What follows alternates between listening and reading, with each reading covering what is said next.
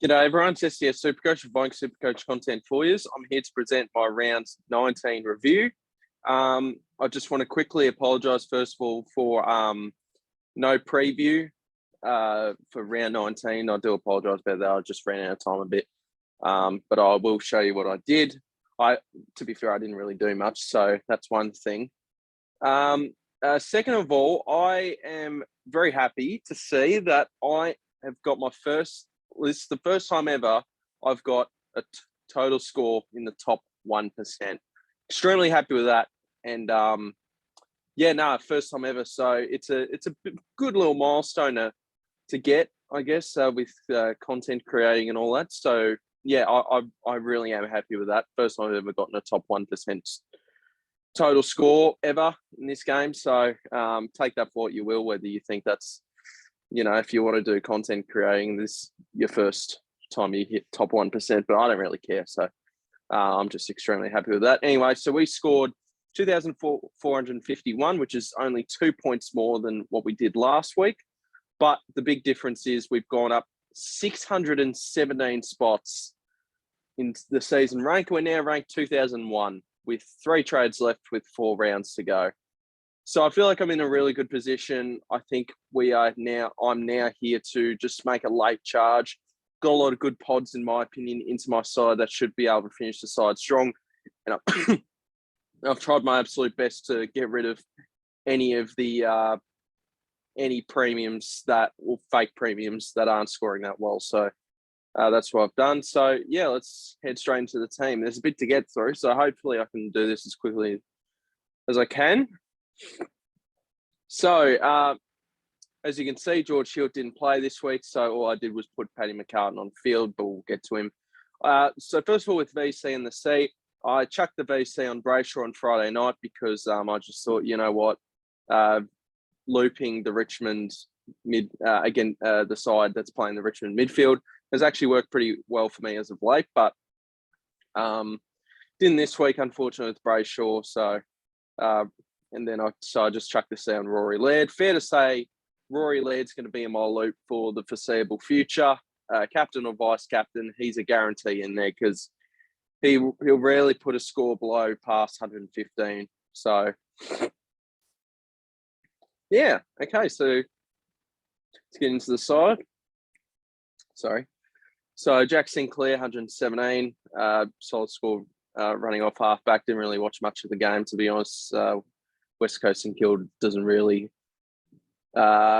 bleed of interesting quality there. So sorry if I didn't, but 117, of course, is a very good score. Sicily, 97. Yeah, just controlled the back line very solidly. And yeah, hasn't been as good as he was, but it's okay. He's just been a fantastic option for us this year. John Dawson, 93. He's just been tagged over the past few weeks, so I still think he's a good pod to have. I believe he's still a pod. I don't really know, but I reckon he is. Jaden Short, 76. I'm totally sick of this bloke, so he's certainly one I'm looking to trade out along with Crisp. So I think one of these two will be leaving my side pretty shortly. Short just can't score in that role. Crisp just can't find the form. So it's just between one of these two and who I trade out. Probably leaning towards Short. I think Short just actually can't score in that role. We know Crisp has been in a bit of bad form as of late, but one thing I will point out with Jack Crisp is that I remember hearing on the radio. Another thing I forgot to say. If you haven't checked it out, sorry, I'll come back to this real shortly. But if you haven't checked out the Shorty SuperCoach goal kicking video, I'm in it. So make sure you check that out. I might actually do a reaction to the video tomorrow. I've watched it once fully, totally drunk over the weekend. But other than that, I haven't really paid too much attention to it. So I might do a reaction video, do something a little bit different. So that might come out this week or I might try to do it tomorrow. So as more content for you guys. So back to Jack Crisp. So I was driving on the way back because this was filmed. The goal kicking video was filmed on Queen's birthday. So I actually missed most of the Queen's birthday game. So I came back for the second half of it. So I was driving back. Oh, no, wait, what was I doing? No, hang on, I'm trying to think. No, I think I might have missed. Anyway, I was listening on the radio about Jack Crisp after the game. He said, oh, we're going to need the bye because I've copped a bit of a knock. So he said that on the radio. Sorry, I felt like it took a long time to get to what I was going to say there. But yeah, he said, oh, yeah, I'm not feeling too great after that. We actually need the bye. I've copped a bit of a knock. And ever since that Melbourne game, round 15, GWS 80, Gold Coast 79, North Melbourne 77, Adelaide 91, Essendon 81. I'm believing that he's playing injured. So it's actually a matter of fact of whether I want to trade Jaden Short, who's just not scoring well at all in that role, or do I trade Jack Crisp, who I believe is playing injured? So it's a big decision to make, but we'll talk about that more with trades. There's obviously a bloke that I'm identifying. Paddy McCartan, 53. Look, he's my main cover. He's my 23rd man. And for the fact that he's given me, I mean, he scored 108 when he was on my bench. And now he's gone on. So I've had to use him in round 18 and 19, and he's given me a 59 and a 53. So that's actually very disappointing, especially holding on to him where I could use his money whenever I like. But yeah, obviously a bit disappointing that he's given me 2 scores in the 50s. Hewitt didn't play. D'Ambrosio didn't play. D'Ambrosio actually should be back next week because Redmond, I believe he's concussed. You can let me know in the comments down below if he's not. But I believe he's concussed, and I feel like D'Ambrosio for Redmond is a bit like for like. Obviously, Redmond the better player. And then Hewitt with back soreness. Yeah, hopefully he can be good for next week. He's probably one that I will trade if he misses another game, because obviously you'll get more. I think you'll get more points from trading out an average premium scoring in 4 games than a good premium scoring in 3. But the obvious problem would be that Hewitt, he'd be a bad bloke not to have the final 3 weeks. So, yeah, but that's one to keep an eye on. Hopefully it's not too serious. Clayton Oliver, 96, game back from injury. So, but yeah, he's just been a terrific player for us. And yeah, I'll certainly look to pick him next year. Along with this man, Rory Lee at 140, that is just terrific. He's just been fantastic trade-in for me. I remember paying up a bit, I think in round 10. What was he, 632? He was my Jack Steele replacement. So when he got injured. So yeah, I brought him in and he scored 105, which is obviously not great. But now looking back at it, he's gone 100. He's dropped in 140, 136, and 156, 154. Yeah, 130s everywhere. So he's just been outstanding. His lowest score since I've brought since that 105 has been a 114. So yeah, brilliant trade in with the Laird. Tuke Miller, 157. I feel like he's dropped in a couple of ripping scores as of late. Yeah, he hasn't dropped below the ton since the Western Bulldogs game. So that's just been outstanding. Yeah, we'll take that every day of the week from Tuke Miller. He's been very good as of late. Zach Merritt, 133. What an outstanding trade-in this has been for me as well. I traded him out for Cripps. Now, obviously, Patrick Cripps scored a 118. That was fantastic, but we do got to keep in mind that was against GWS, who are a bit of an average side, let's be honest.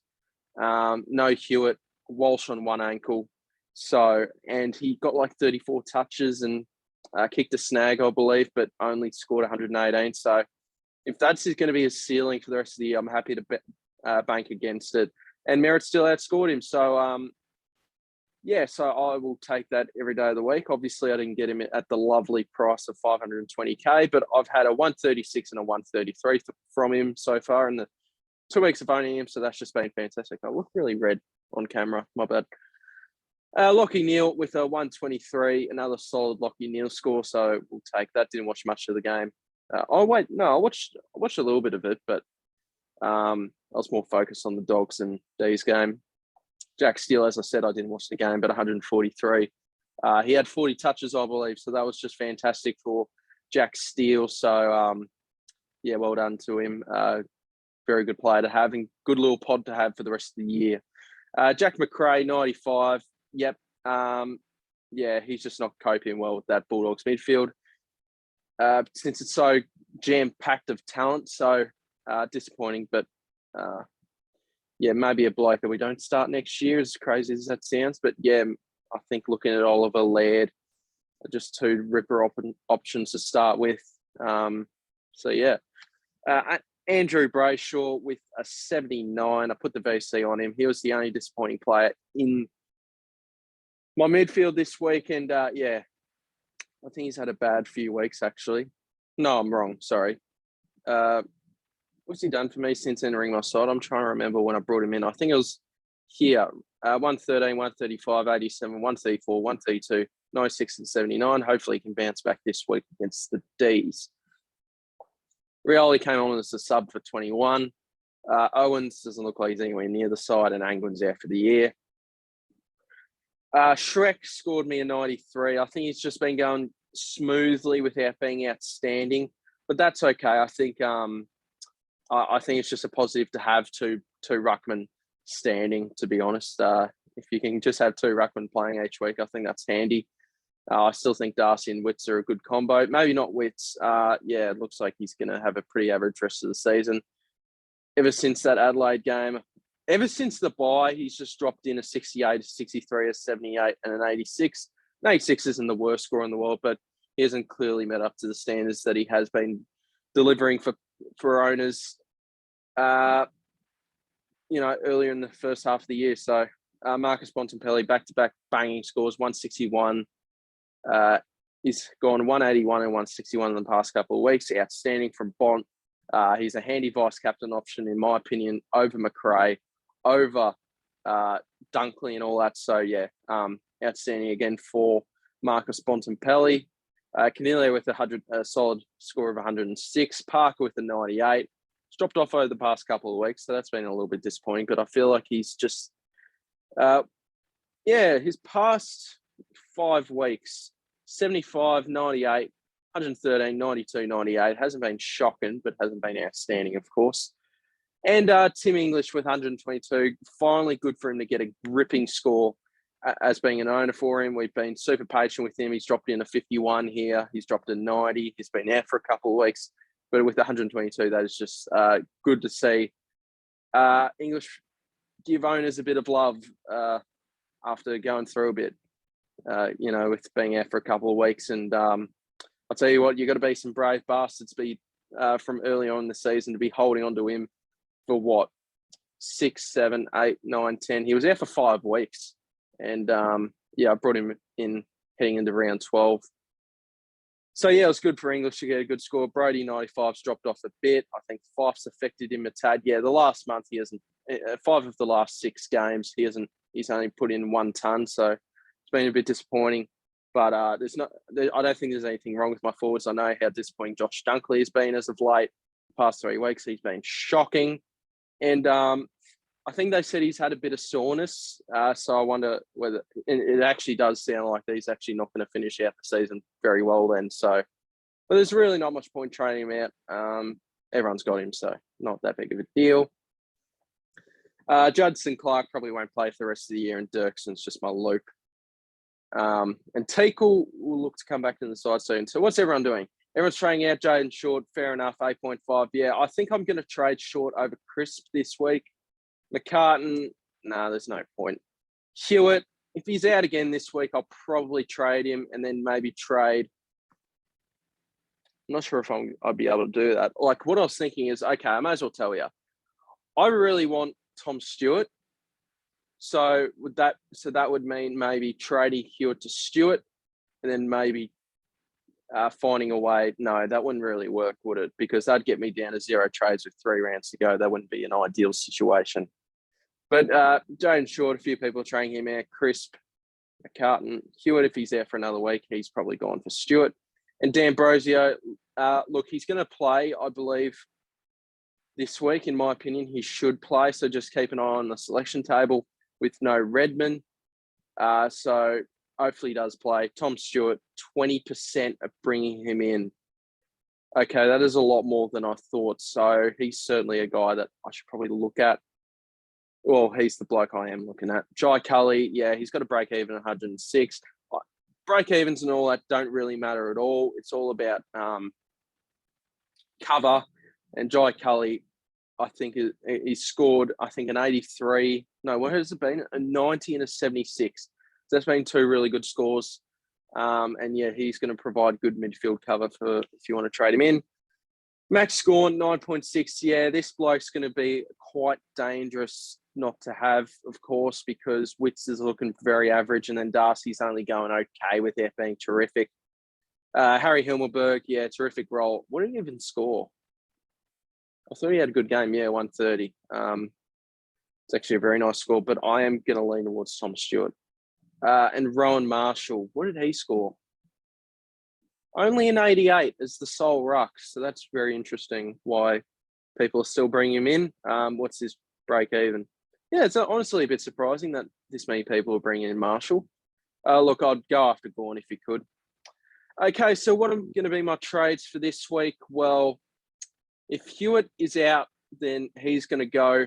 But what I'm thinking of doing, this is a bit risky because I want to charge for the top 1K. I'm in the top 1%, but now I'm aiming for the top 1K. Maybe a bit of a reach with 4 weeks to go. And I'm still on 2001 rank. So, but what I'm thinking is Jaden Short goes and Morris Rioli goes, 2 Richmond boys out of here. And we would look to bring in Tom Stewart,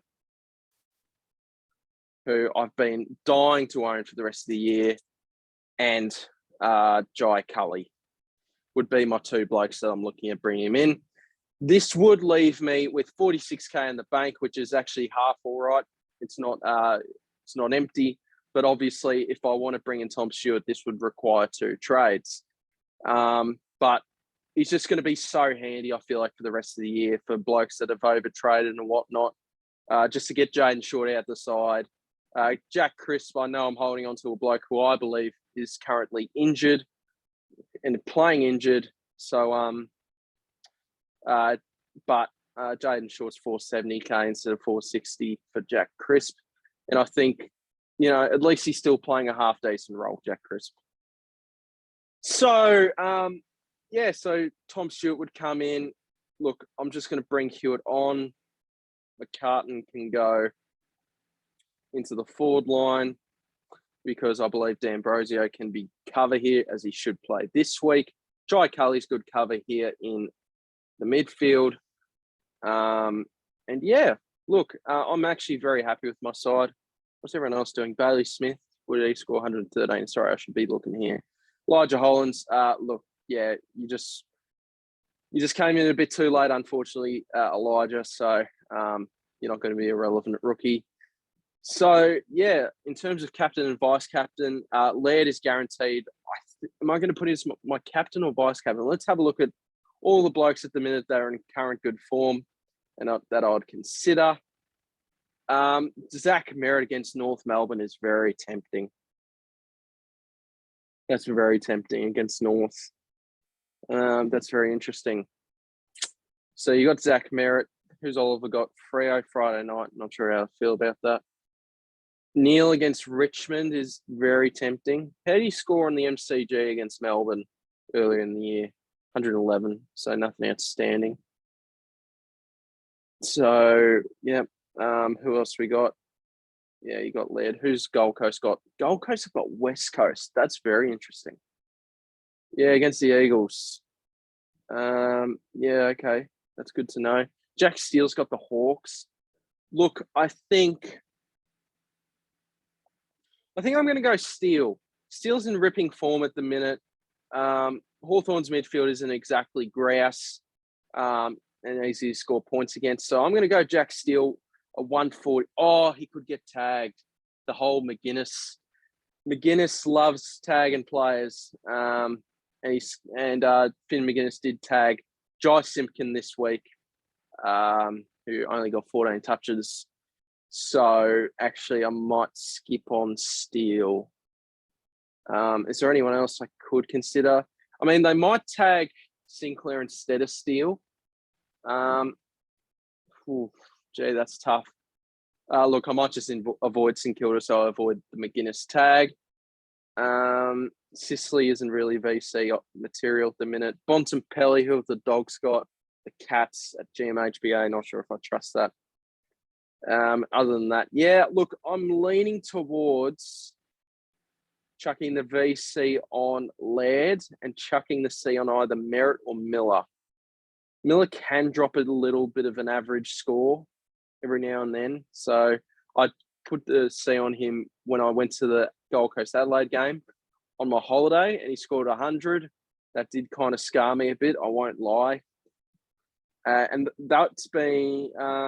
look, let's go Merritt. Let's reward Merritt. So, look, I'm going to VC Laird into Merritt against North.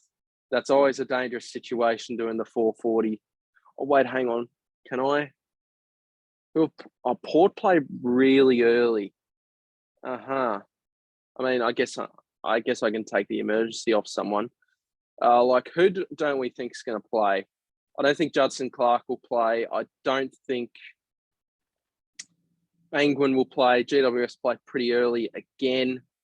Machado Owens won't play. Yeah, look, I guess my captain will have to be... look, if I have to take Laird's score, my captain's going to have to be Judson Clark. So we'll leave it like that, I reckon, then. And so, yeah, look, is there much else to talk about? I'm going to talk about leagues because now in SuperCoach, we've got finals for our leagues. I'm in the 10 leagues that I'm in. 9 of them I'm in finals, and with the SuperCoach DR League, I ended up finishing 10th. So we'll see if we win the minor premiership there. And I believe DR finished 9th in his own league. So wonder if that could be a potential grand final or minor premiership grand final, me and DR. That would be very interesting. Spillers SuperCoach Division 2, I came first, and same with the private league I'm in for some reason. But let's talk about the SDS SuperCoach League. That's the main part. Now, one thing I want to bloody show you, fellas, look at the difference in percentage with me and Brad. I was 0.1% off on finishing first, and he got me by 0.1. That is unreal. I was just like, oh, mate, he's lost 4 of his last 5. I'm steaming home. And, yeah, he just got me there. So, well done to Brad. But, yeah, it'll be interesting to see how he goes. He's playing Christian. I'm playing Balls of Fury in the qualifying finals. And as we can see with the rest. So, Brad came first. So, well done, mate. Balls of Fury came 3rd. Christian 4th. Very tight later, actually. Christian 4th. Warpedo came 5th. Danger Zone 6th. And as we can see, a lot of ladder movement. Sarong Sarat I had in the last round of the season, and I dropped him down to 7th. So apologies for that, mate. And Jordan finished 8th, just sneaking ahead of Marsfield Demons. One thing I also saw, I won't show it now, but actually, yeah, I will. I don't know why I said that. But I want to show you on the SDS SuperCoach League game day. So if we kept notice there, thanks to the Max Jordan, was on 36, but so was Marsfield Demons. And Marsfield Demons was 8 points off making finals. That is very stiff for him. So well done to everyone that's been a part of the SDS SuperCoach League this year. I really do appreciate it. And then, so we'll have a look at that. So we'll have a look at this. Brad finished first. I'm playing Balls of Fury. We've already talked this over. So I think what I've decided, the winner, we can talk, hang on. The winner of the SDS SuperCoach League, if it ends up being me, it's going to be whoever was the runner-up. The runner-up or the winner of this league is going to have a guaranteed slot into my SDS SuperCoach leagues forever. I think that's the decision I've ended up with. They've guaranteed themselves a slot in my SDS SuperCoach League forever if they win or they're the runner-up. And any other stuff after that, if you are the runner-up of the league or you do win, please let me know in the comments so I can get a hold of you, because so in future years I can DM you on Twitter. If you've got Twitter or Instagram or whatnot, I can message you the SuperCoach League before I release it. So just keep that in mind, and don't leak it. Don't leak it. Don't leak it. I'd prefer you not to. We'll leave it to the subscribers. So yeah, thank you guys for watching. I believe that's about it. I'm stoked about the top 1% total score. It's outstanding. 2001 season rank, we're going to be charging, and our aim is to be in the top 1K. Big ask, I know, but I believe, I'll just quickly show you my players. I feel like this has been a bit of a long review, but there's been a few things to point out. But if we have a look at teams picked, we look at the players. Let's go down. So I've got Zach Merritt, who's in 9.7% of sides. So that's obviously outstanding. And 640K, not too many more people would bring him in. Tom Stewart looks like he's not going to be a pod. I thought he was going to be a pod, but a shit ton of people bring him in. So fair enough. But yeah, he'll be handy for the run home. Cully as cover. I know I'm on one trade, but hopefully in the next couple of weeks, I can hold on to that one trade. And then maybe in round 22 or 23, I can use it as my final trade. Hopefully for a luxury upgrade, but look, there's probably going to be an injury in the last month of the season, let's be honest.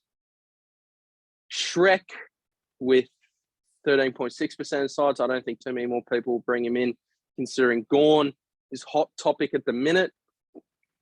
Jack Steele, 14.3. I don't think too many more people will bring him in. 3.7, but I'd be quite surprised if he went over 20% of ownership.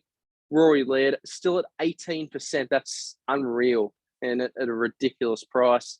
Dawson even, I still think is a bit of a differential. And then after that, yep. So I've got a few good pods there, and hopefully we can have a strong rest of the season. We also need to bank on blokes like Cripps to go pretty average, Dacos, Heaney, Short, Petrarca. If I don't bring him in, Doherty, and stuff like that. So Doherty is one to keep an eye on. His break even's 144. So maybe if I don't end up going with Tom Stewart this week, then I could look to just wait and bring in Sam Doherty. I know he's highly owned, but I mean, if that could save me a trade or something, then that could be very handy. So thank you guys for watching. Hope you guys had a good week in SuperCoach, and I will see you sometime this week with a new video. Cheers. Have a good one.